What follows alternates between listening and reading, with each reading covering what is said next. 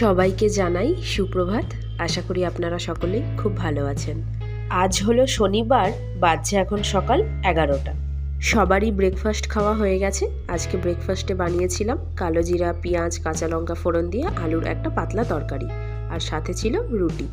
Breakfast সেরে নিয়ে স্নান পুজো করে নিয়েছি, আর ভাতগুলোকে বসিয়ে দিয়ে এলাম। কটা জামা কাপড় ছিল, কেচে নিয়েছি। এখন এলাম বাইরে মেলতে।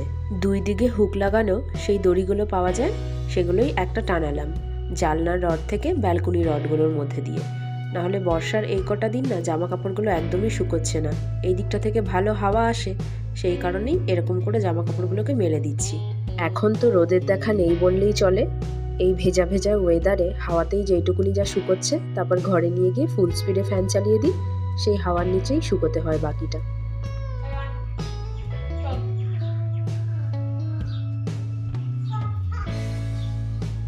এই দিকটা মোটামুটি নিশ্চিত হওয়া গেল। চলুন এবার রান্নাবান্নার দিকে যাই। কি বানাবো না বানাবো প্রতিদিনের এ এক বড় চিন্তা। শ্রীহানের বাবা ও দাদুকে নিয়ে বেরোলো।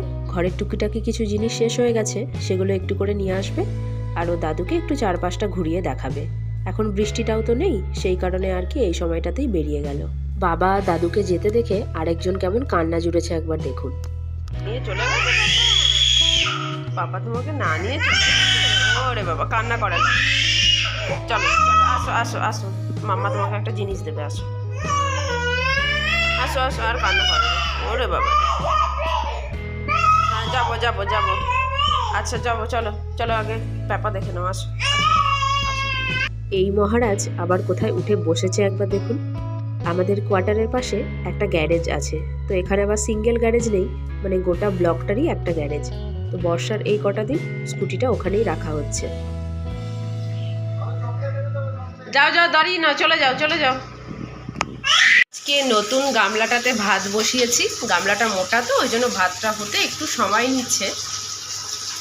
আর এখানে হচ্ছে মাছের মাথা। মাছের মাথাটা করব হচ্ছে এই যে এখানে কেটে রেখেছি কাঁচা কুমড়ো, গাজর, আলু, এটা দিয়ে বানাবো। এখানে করেছি মুগের ডাল, আর ভাবছি করব এখানে উচ্ছে ভাজা। উচ্ছেটাকে পেঁয়াজ দিয়ে ভাবছি ভাজবো, এখনও কাটিনি। তরকারিটা হতে হতে কেটে নেব। আর দেখি ডালের সাথে খাওয়ার জন্য কি করা যায়। তো এই হচ্ছে আজকের মেনু।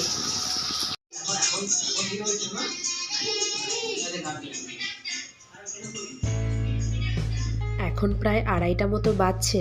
ওদের সবারই খাওয়া হয়ে গেছে, আর শ্রীহান এখন বাবার কোলে গিয়ে বসেছে। ওর বাবাকে বললাম যদি ঘুমোতে চায় তাহলে ঘুম পাড়িয়ে দিও। শ্রীহানের দাদু ঘুরতে গিয়ে অনেকগুলো ভুট্টা কিনে নিয়ে এসেছিল। তো ভুট্টা খাওয়ার লোক তো এখানে সেরকম কেউ নেই। শ্রীহানের বাবা যদি এক কামড় খেলে তো খেলো, আর বাকিটা নয়তো আমিই খাই। দুপুরের খাবার খেয়ে শুতে শুতে প্রায় 4টে সাড়ে 4টে মতো বেজে যায়। তো তারপরে উঠে প্রতিদিনই ভাবি যে সন্ধ্যার দিকে একটা করে ভুট্টা পুড়িয়ে খাবো, কিন্তু ভুট্টা খাওয়ার সময় আর চা খাওয়ার সময়টা প্রায় একই হয়ে যায়। সেই কারণে ভুট্টাগুলো বেশ অনেক দিনই হয়ে গেছে পুড়িয়ে খাওয়াই হয়নি। তো আজকে ওই জন্য একটা পুড়াচ্ছি। আর এগুলো সুইট কর্ন তো, পোড়াতে বেশি সময় লাগে না, খুব অল্প সময়ের মধ্যেই পোড়ানো হয়ে যায়, আর ভীষণই নরম হয় এটা খেতে। ভুট্টা তো পুড়িয়ে নিয়েছি, এবার যেটা না দিলে এর স্বাদ কিন্তু একেবারেই পাওয়া যাবে না, সেটা হলো নুন আর লেবু। এটা যেহেতু একটু মিষ্টি মিষ্টি খেতে, চাইলে এর মধ্যে একটু লঙ্কা গুঁড়ো দেওয়াই যেতে পারে, কিন্তু আমি এটাতে লঙ্কা গুঁড়ো দিচ্ছি না, শুধু নুন আর লেবুটাই খুব ভালো করে মাখিয়ে নেব, যাতে খাওয়ার সময় মুখে একটু টকটক লাগে আর সাথে একটু নোনতা। আমার কিন্তু ভুট্টা খেতে ভীষণ ভালো লাগে। চলুন এটাতে আগে একটা কামড় দিয়ে মনটাকে আগে শান্ত করি। এখন যেহেতু মেঘলা আকাশ, সেই কারণে সন্ধ্যাটা কদিন ধরে একটু তাড়াতাড়ি হয়ে যাচ্ছে, নয়তো সন্ধ্যা দিতে দিতে মোটামুটি প্রায় 7:45 মতন বেজে যায়। তারপরে চা বসিয়ে চা খেতে খেতে একটু লেটই হয়ে যায়।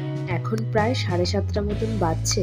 আজকে একটু তাড়াতাড়ি চাটা করেছি, তার কারণ হলো সবাইকে চা খাইয়ে আমি নিজে খেয়ে সমস্ত বাসনপত্র ধুয়ে একদম পরিষ্কার পরিচ্ছন্ন করে তারপরে যাব পাশের বাড়িতে একটা জন্মদিনের নেমন্তন্ন আছে। ঘরে সবাইকেই নেমন্তন্ন করেছে, কিন্তু কেউই বলছে যাব না।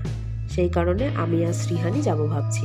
বলে যখন গেছে, কেউ না গেলে সেটা কি ভালো দেখায়? সেই কারণেই বললাম যে তাহলে তোমরা থাকো, আমি ঘরে সমস্ত কিছু করে দিয়ে যাচ্ছি, শ্রীহান আর আমি না হয় গিয়ে ঘুরে আসি। বৃষ্টির জন্য কদিন ধরে তো বাইরে বেরোনোই বন্ধ। সেই কারণে জন্মদিনের নেমন্তন্নটা পেয়ে আমি কিন্তু বেশ খুশি হয়েছি। এই সুযোগে একবার বাইরেটাতেও ঘোরা হয়ে যাবে, আর তার সাথে সাথে দুটো মানুষজনের সাথে গিয়ে একটু বসে গল্প করাও হবে। একদম সিম্পলভাবে রেডি হয়ে গেছি। চলুন এবার জন্মদিনের গিফটটা নিয়ে বেরিয়ে পড়ি। আর হ্যাঁ, আপনাদেরকে একবার দেখিয়েও দিই কী গিফট নিয়েছি। আজ যার জন্মদিনে যাচ্ছি, শ্রীহানের জন্মদিনের সময় সেই বাচ্চাটি যখন আমাদের ঘরে এসেছিল, শ্রীহানের এরকম একটা গাড়ি দেখে তার ভারী পছন্দ হয়েছিল।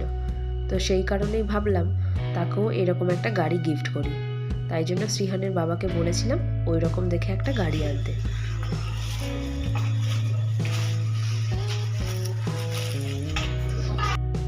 এই দেখুন, দেখে মনে হচ্ছে সব গেস্টরাই চলে এসছে। আমি মনে হয় একমাত্র যে সবার লাস্টে বোধহয় জন্মদিনে আসছি।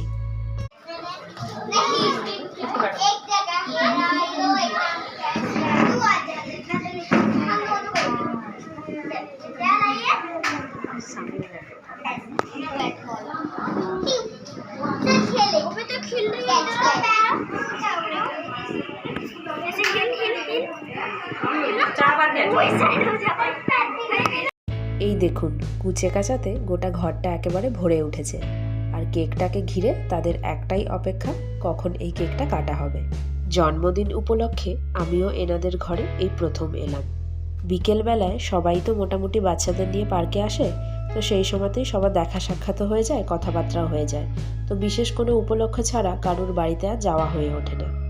সবারই তো প্রায় ছোট ছোট বাচ্চা, তাদের পেছনে সময় দেওয়া, সংসারের সমস্ত কাজ করা, সেই সব করে নিজেদের জন্য আর আলাদাভাবে টাইম বার করা হয় না।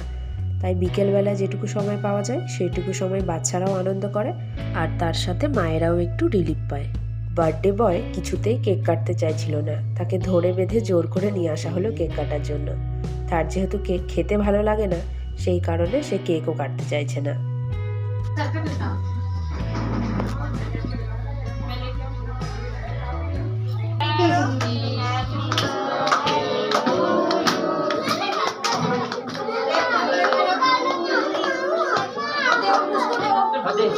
এখন ছোট বাচ্চা বলে না বুঝতে পেরে হয়তো বলছে কেক কাটবে না, কিন্তু যখন বড় হবে, বোঝা শিখবে, এই সমস্ত জিনিসগুলো যদি পালন না করা হয়, এই দিনগুলোকে তখন কতটাই না মিস করবে। বাবা মায়ের হাত ধরে কেকটা কাটা তো হয়ে গেছে, কিন্তু কেকটা খাওয়ার ইচ্ছে তার এতটুকুও নেই। কি আর করা যাবে, বাচ্চার মন কখন কি হয় সে বোঝা বড়ই দায়।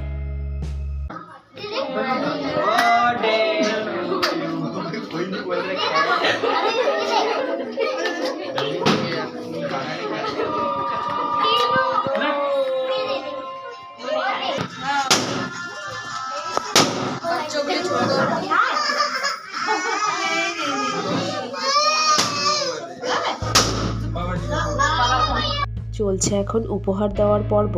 লোক তো মোটামুটি ভালোই হয়েছে, সেই কারণে দেখুন টেবিলটা গোটাটা একেবারে উপহারে ভর্তি হয়ে গেছে।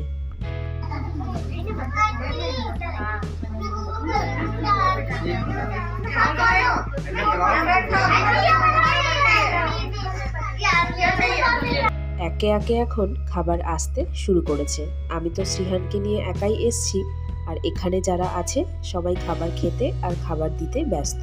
সেই কারণেই আর কি ভিডিওটা করার জন্য আমি আর কাউকে ডিস্টার্ব করছি না।